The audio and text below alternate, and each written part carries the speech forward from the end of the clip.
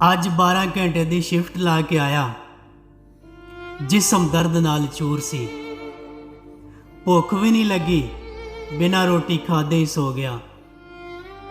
ਸੋਹਣੇ ਸੋਹਣੇ ਖੇਤਾਂ ਦਾ ख्वाब आ गया। मैं मेरे सुपने च पंजाब आ गया। थोड़ा थोड़ा मीह पैंदा सी ते अपने वतन दी मिट्टी दी खुशबू आंदी सी ते मिट्टी उड उड मेरे मूँह ते पैंदी सी, जिवें कईयां सालां तो मैनू मिलना चाहुंदी है। ते टुरदियां टुरदियां अपने घर वल आ गया ते गेट ते खड़े नू मैनू मेरा घरों टुरन वाला दिन याद आ गया। अंदर वड़िया तां देखिया मां रोटियां लाई जांदी है। छोटी भैन भी बैठी मेरियां ही गल्लां सुनाई जांदी है। दादी वेड़े च मंजा डा के बैठी है।